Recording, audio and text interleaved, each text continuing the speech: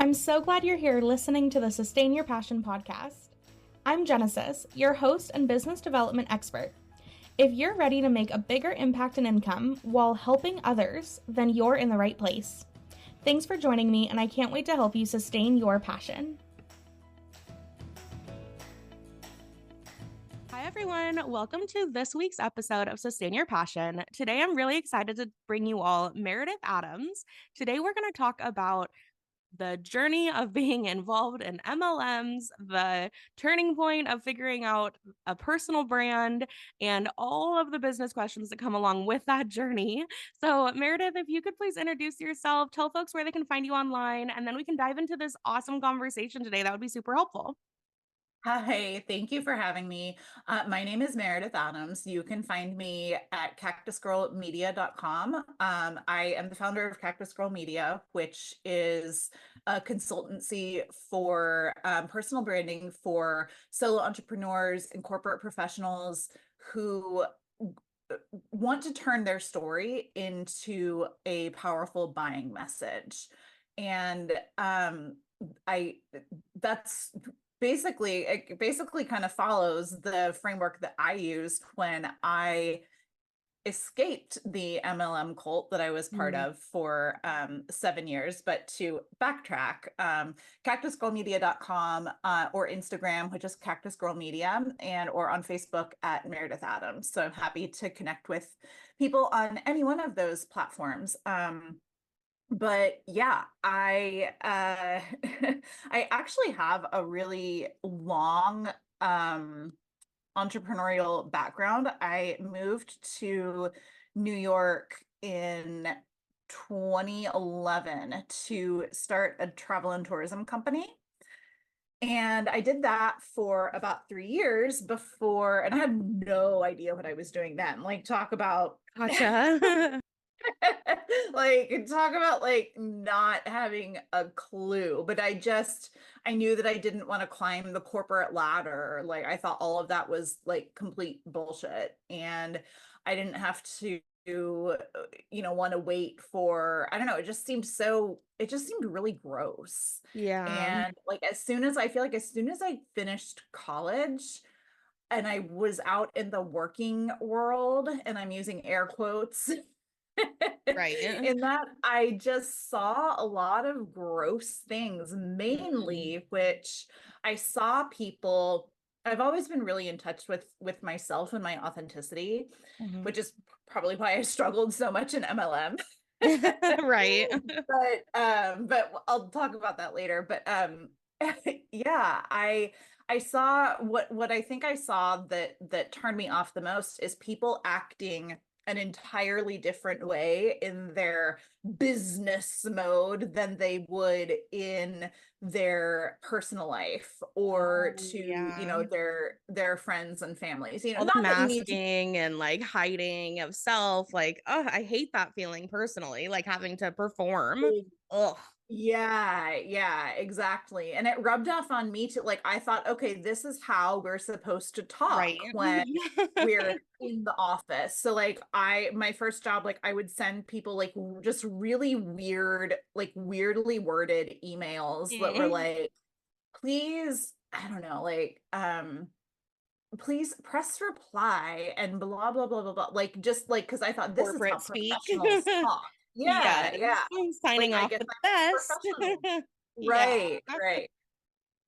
So that was just, I just, and I felt gross. That made me feel gross as well to do Mm-hmm. that. And so I realized from a really young age that the only way that I saw to be myself in my work life is if I started my own business. And so at the time, I was traveling back and forth from to New York a lot, and I would always take time to create, a little like city within the city, kind of, go to one of the outer boroughs and have some like really authentic, delicious food. And most people aren't traveling to these neighborhoods where there's Mm-hmm. these just amazing food and ethnic enclaves and stuff. So that's what I did. I took people on tours, Oh my gosh, and fun.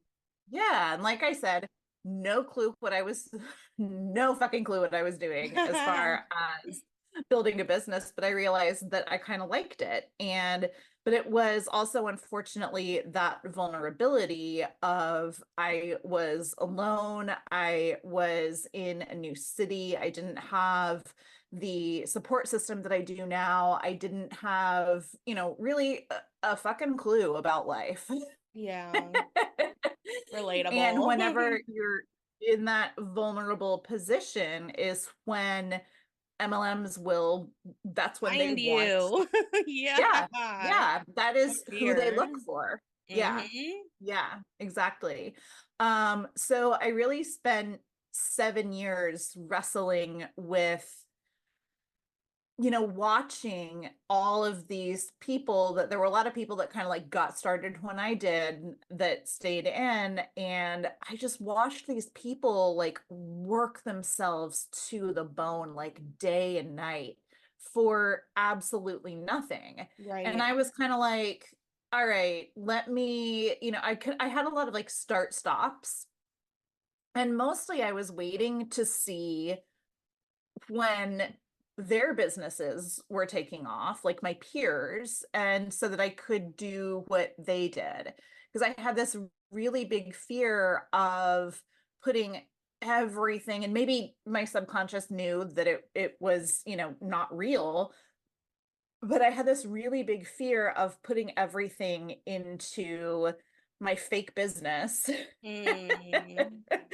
and not getting anything out of it, which is exactly what happened to all of the people that I worked with at the time. And Wow. I even know people out there that are still doing the same shit day in, day out, trying to, build their dream. Meanwhile, Mm. when I left, I was like, I realized quickly, holy shit. I spent 7 years of my late 20s and early 30s outside of the workforce. I had a job, but it was just to pay the bills. It wasn't, there was no career track or anything that could have been Mm. made within that job. I always worked for universities, and when you work Oh, in yeah. higher education administration, it is a very secure and stable job. But if you want to move up, if you want to be your career, you have to wait until someone dies. Oh my gosh. Basically. Yeah. Yeah, yeah. So like I felt like 7 years went by and I learned nothing. I had no skills. I had no sharpened skills, let's say. Hmm. And I really had to kind of, eat dirt and put myself out there, be okay with being vulnerable and tell people and connect with people. Can I learn from you? How can I shadow you? Can I do whatever? Do you have any, pointers for me? Do you have a way that I could, could you promote me on your website for and at the time I just started doing photography and copywriting because Mm. those were things that I could do. I could go shoot photos on the weekends, then I could edit them like while I was at work, and I Mhm. could, kind of work on my copy a little bit while I was, doing other things. And that went on for like 2 years, and my coworkers were like, "We never see you anymore. We never talk to you anymore." Like I quit doing the, morning coffee, afternoon Mm. coffee, like Yes. water cooler talk, Extra hanging out. committee work and whatnot. Exactly, yeah. And Mhm. that showed me how much work I really had to do Oh for my gosh. actual job, and showed me how much I could get done otherwise. And Right. then and honestly, like I still struggle with weekends and like figuring out like what are weekends? What am I supposed to do? How do I enjoy myself? Mm. Because for so long, my weekends were free time that I could spend working on my business, finding clients, sharpening my skills, whatever. So honestly, for those 7 years that I missed, I have made up for it tenfold. Wow. That's Yeah. awesome. Okay, so Yeah. Yeah. the Thank you. MLM, I want to know, like, what were y'all slinging in your MLM? For me, it was shakes that helped you feel comfortable on the beach back in my MLM days.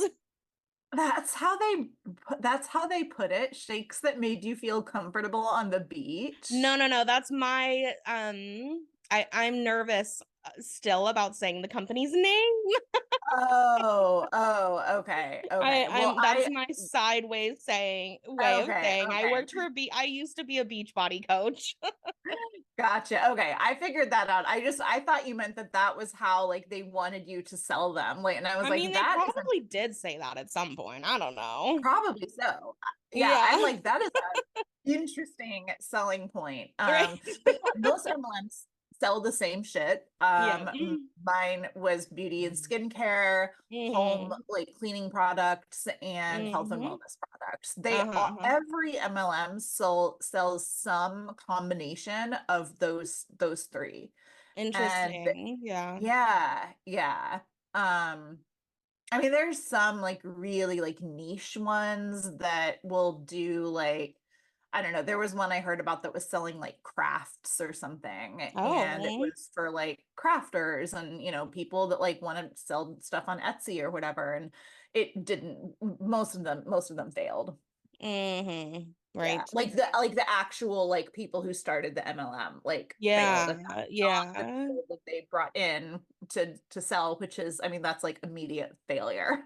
Right, right. Like they were kind of already not doing so good there. Yeah. Yeah. Yeah. Dang. Okay, so Yeah. MLM life, we've got, your first business, and then how did you figure out that you wanted to do personal branding?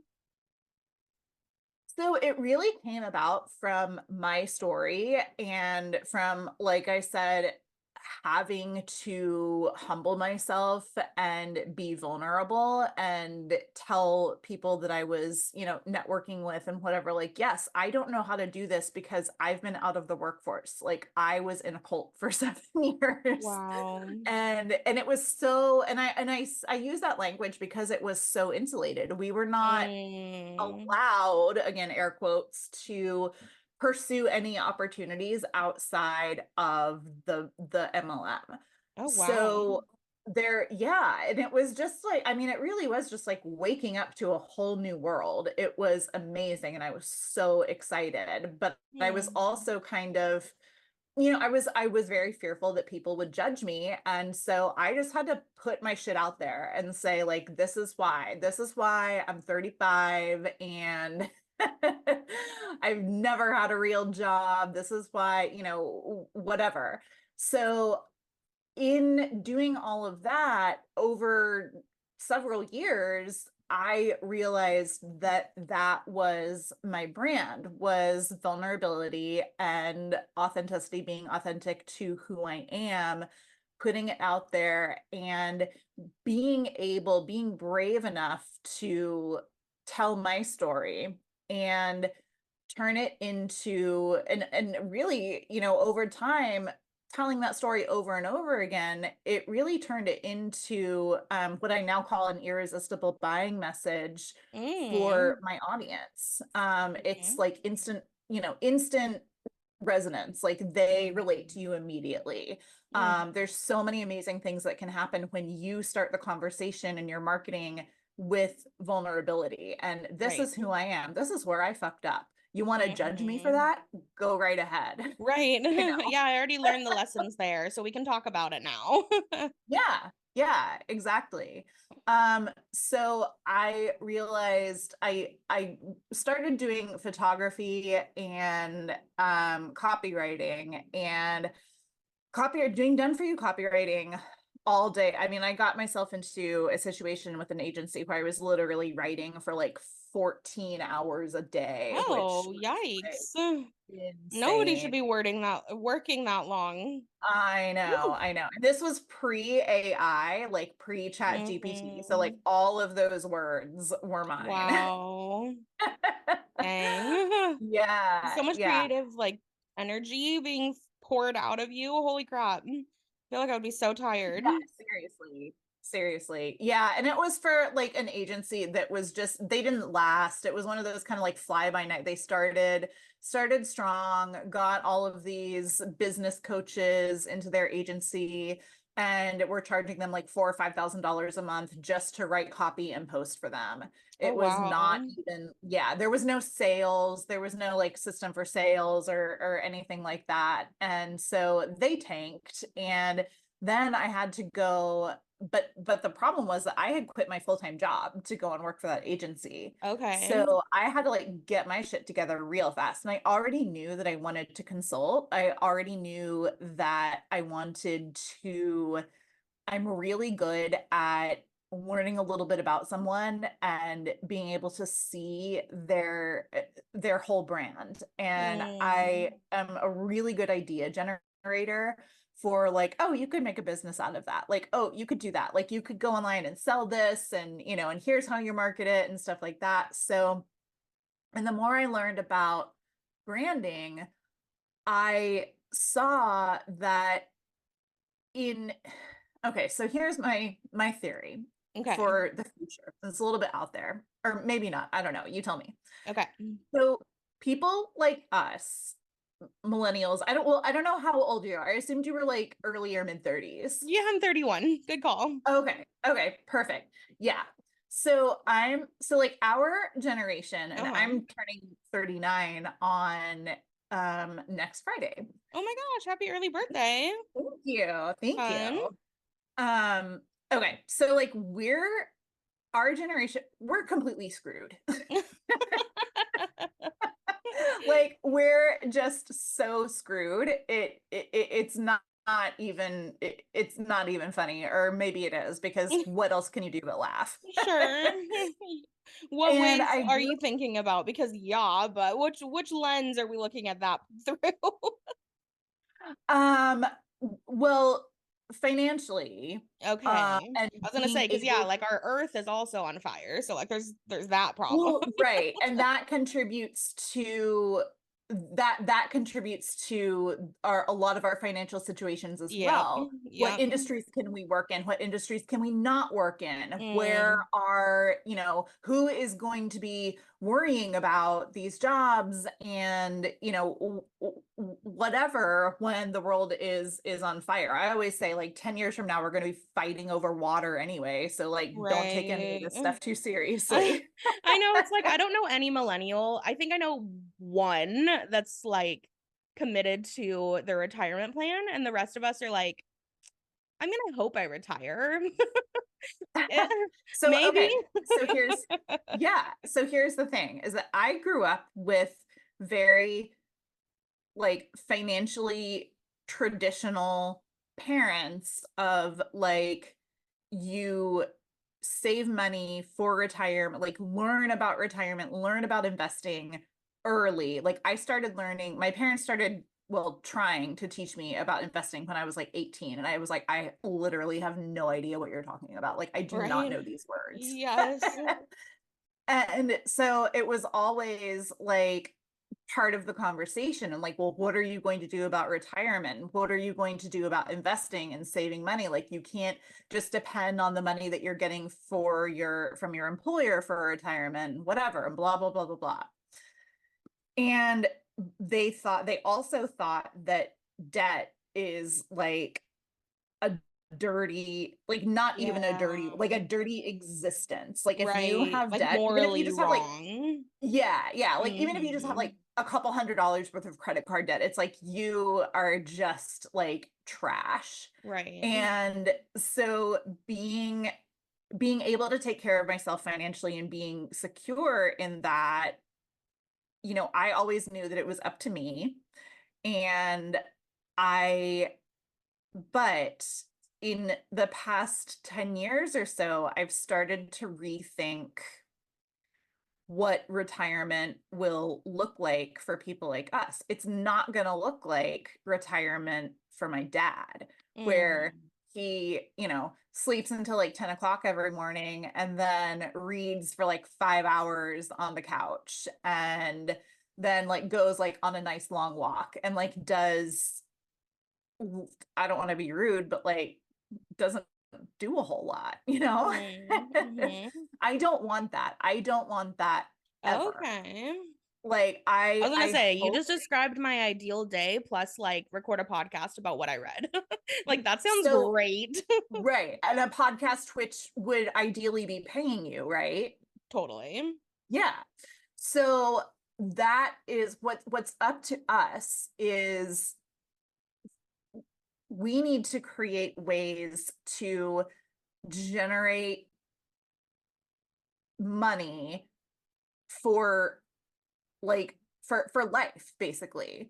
And if you have an online business, if you are consulting or selling your services or whatever, as long as that can be done from anywhere to on the internet, what does it really matter when you're retired? Like I hope that I'm in my 70s and like getting paid thousands, hundreds of thousands of dollars to go speak at conferences and stuff. Like Mm. I think I want to stay active and I want my mind to Mm-hmm. stay active.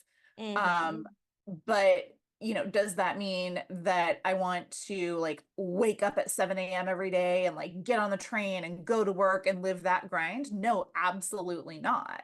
Mm-hmm. Like I think that it should be a work smarter, not harder kind of thing. And what it comes Mm-hmm. down to for a lot of us is building our audience. If you have an audience, and I'm actually writing a book about this, Interesting. Okay. but if you have an audience, if you have people to sell to and something to sell, you are set. And you know Hmm. how to do that. You are Mm-hmm. absolutely set.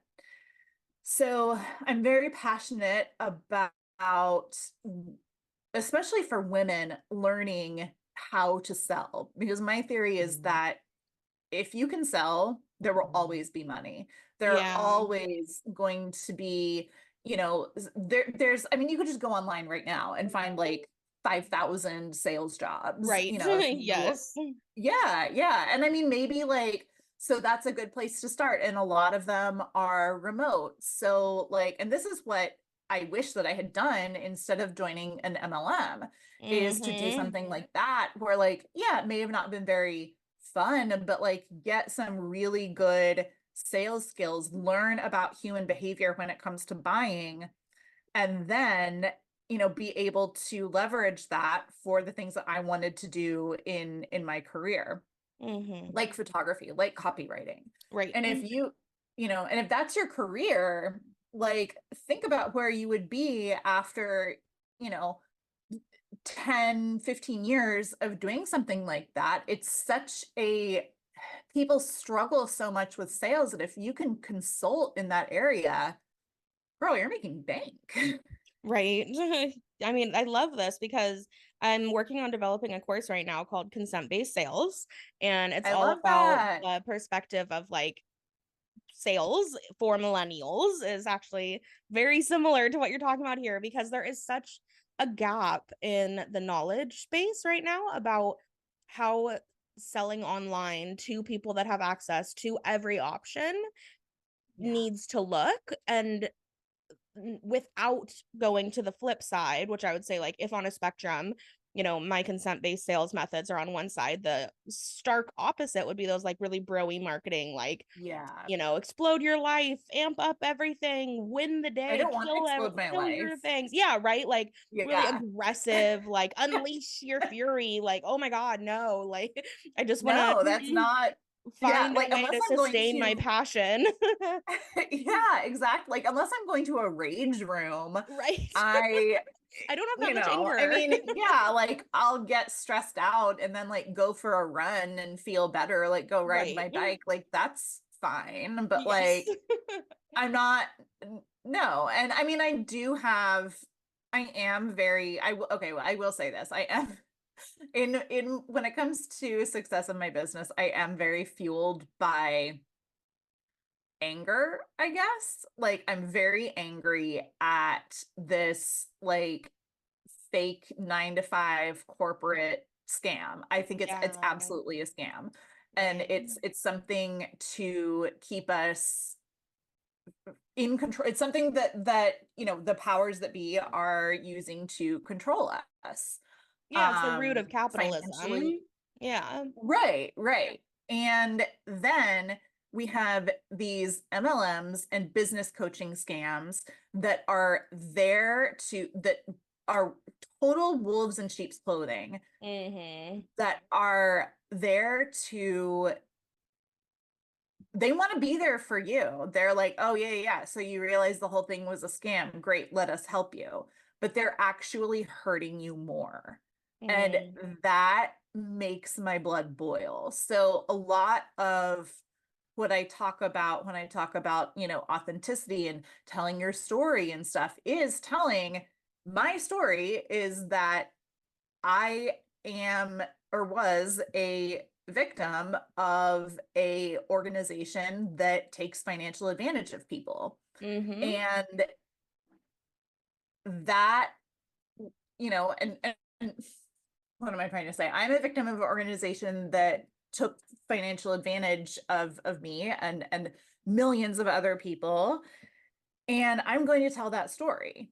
Right. Like, even if, so I worked with a client whose husband, long story short, she left an abusive relationship. Her husband got arrested and put in jail. They lived in a small town. It was very public. And when she went back to work, people acted so different around her. They were No. uncomfortable, victim blaming, like, Oh oh, my well, maybe he didn't god. deserve all that, blah, blah, blah. Ugh. And right. And she approached me and said, like, I don't know, people think my story is really off-putting. And she was like the sweetest woman ever. I was like, what could possibly be off-putting about you? Yeah. And it was because she experienced that. And so I worked with her and I'm like, no, you're you're the victim. He's the bad guy.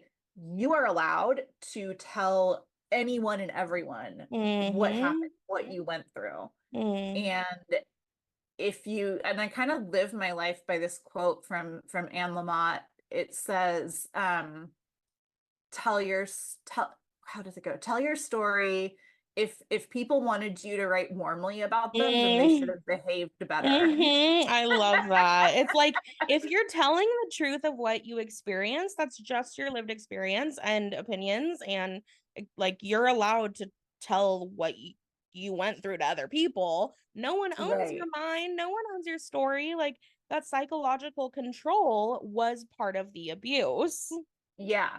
Yeah, exactly. So messed up. So, yeah. So like those things anger me. So I am fueled a little bit by anger, but I don't want to unleash my fury. And Right. I don't want to give my 200% every Oh my day. I want gosh. to give a percent that is commensurate to the job at hand. And I Mm. want it to be, and I want to end the day feeling happy and good about the work that I did. And I want to feel excited for another amazing day, Mhm. you know? And sure, that's not every single day. Like there's still bad days. There's still, times of stress. There's still deadlines. There's still, like I'm writing a book, like there's going to be deadlines. It's not fun. Mhm. But it Seriously. is what it is. So tell me And about that. Do you have a editor? Are you signed with a publishing company? When is this coming out? I'm so excited for you because yeah, also my thank first book you. is coming out this year too. So we should talk about this Oh, experience. Oh my gosh. congratulations. Okay, tell me everything. Yeah.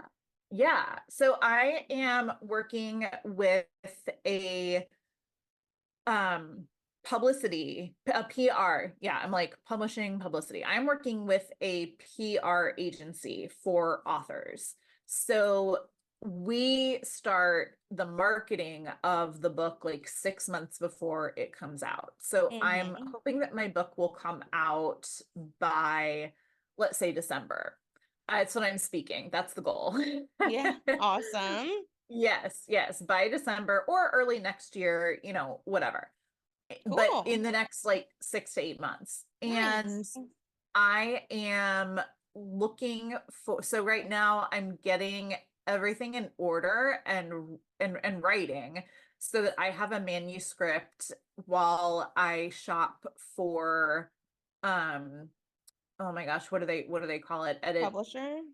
Yeah, publisher or who's the person that like is kind of the go-between between you and the An publisher? agent? An agent, yes. Okay. Literary Yep. agents. Yep. Yes, yes. So I've been connected to a couple of them just through like contacts that I've made in New York City networking and stuff. And um there's a lot to be said for like the quickness of self-publishing and all of that, but it can also be really expensive. And I was like, well, all right. Even if I live in the publishing capital of the world, I should at least try, right? Right. Like I should at least try.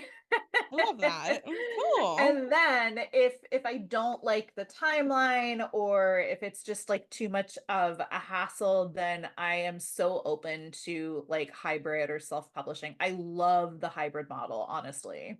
Gotcha. Very cool. Well, Yeah. congrats. That's so exciting to have a vision and a plan and working on it. Writing a book Thank you. is That's so hard. probably like the only thing in my life that is has a clear plan. I love that. I mean, hey, if And everything that's else can kind only of walk towards that, that's plenty. right, right. So good. Exactly. Cool.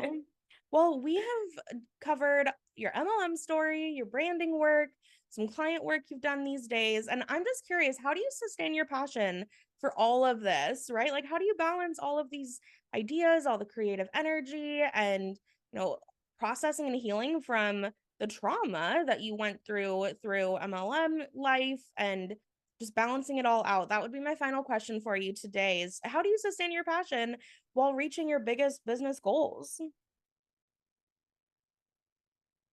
I I am coming out of, I think, a like 5, maybe even longer year burnout slash depression. Okay. Um, and I didn't realize that until until now, like until this past Christmas.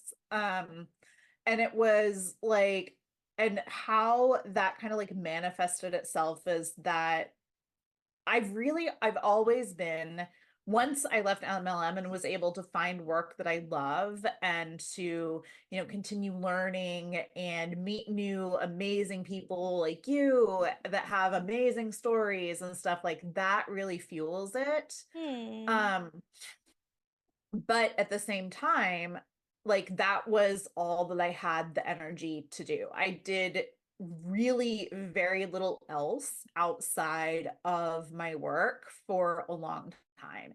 Even Hmm. like seeing friends and stuff was, all of that was like very few and far between because I had all of my focus in a certain area, and it felt like, and also mind you, I worked for 7 years in person, um did not have the work from home experience during the pandemic that many people did, and Okay. I commuted between 2 to 3 hours every day, Wow. while also for half that time, like being an MLM, which Mm. also required us to meet in person 2 to 3 times a week. And then I left and I was just so burnt out by all of that. Right. And it makes sense looking back. Like that's just so much to It's put not on one sustainable. person.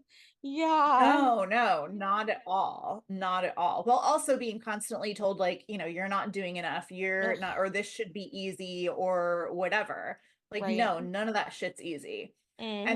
And I feel like when the lockdowns happened and so many people were at home, they realized, we all kind of collectively realized, oh shit, this shit isn't easy. Hmm. And this commuting, this, like putting up with public transportation and dealing with, oh, okay, this train isn't working, so now I have to take this one, and now like I have to go downtown or back 3 stops or whatever. It is mentally exhausting.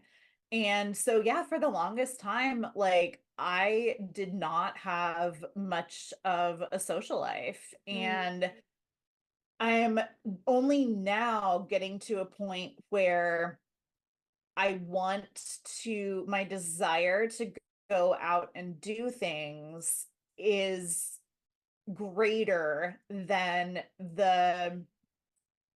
what do I say? Than the hassle of dealing with, how to get there, what time do I need Mm. to be there, all of that. Yeah. And I'm also finding that, so this past Christmas was a really big turning point for me, where Uh-huh. I was home with my parents, and I just like, I mean, it's not like they waited on me hand and foot, but like, I didn't cook anything. I didn't clean anything. Like, I think I cleaned like my bathroom, but Mm-hmm. like, and I cleaned up like in my bedroom. Like, and I went up into the attic and like was kind of like clearing stuff from my childhood out. But that's like fun cleaning, you know? Yeah, exploring your memories.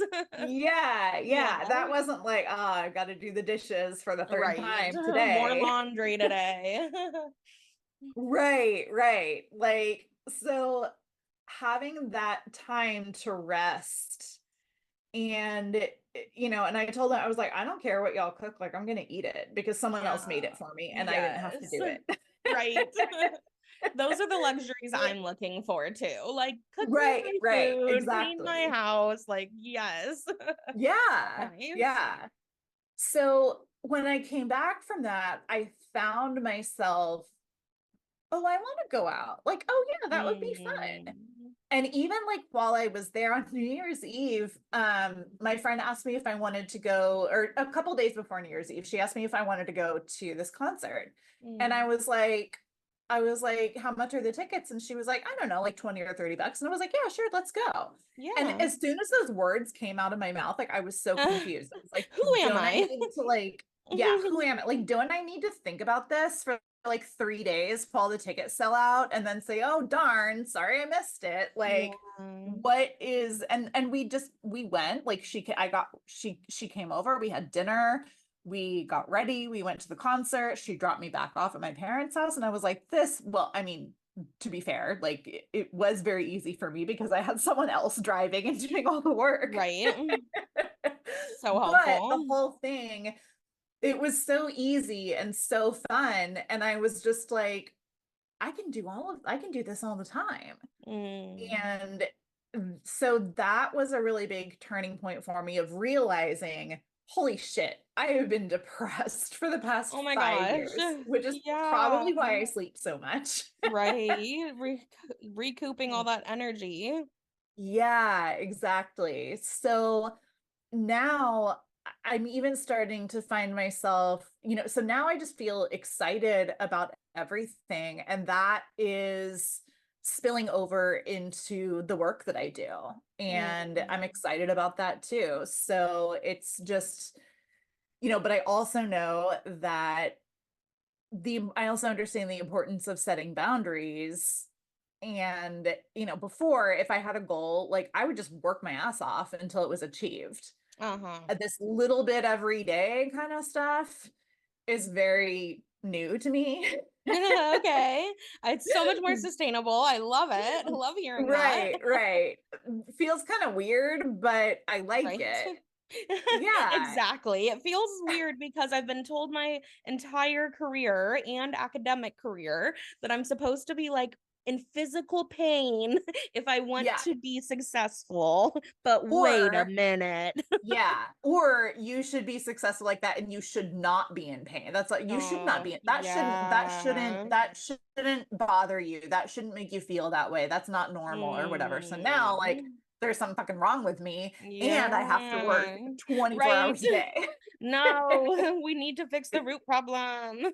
Yeah, yeah. So I don't Well, I know, love that you're setting boundaries and like it sounds like you yeah, found work that actually gives you energy too. And you're finding yeah, ways to like ask for help, right? And like accept that of like, yeah, I want to go out and you're gonna drive. Cool, I can do right. that. And not feeling that pressure, right, to figure it all out.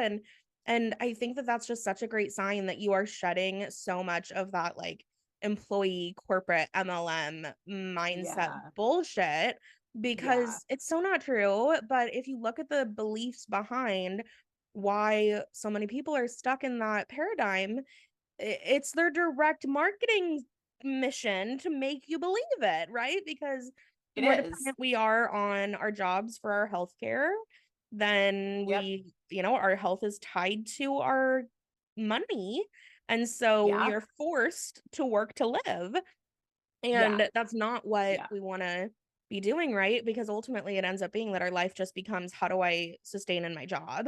And everything in your life is bending towards just being able to get to work tomorrow, which is Yeah. bullshit. Like, that's not why we're here. We're not just meant to, pay bills and die. Like, I know. so I'm so I know. happy to hear that you found something you're passionate about, that you've been cultivating for years, right? Like, you're looking back, and I can just hear in your story that, like, yeah, the branding started in, even in your MLM work, and then in like the travel work, you were selling branding, neighborhoods in your travel Yeah. business. And then, again, refining that niche, but recognizing that you have a way to kind of cut through the noise and say, this is what's happening here, and this is why it's great.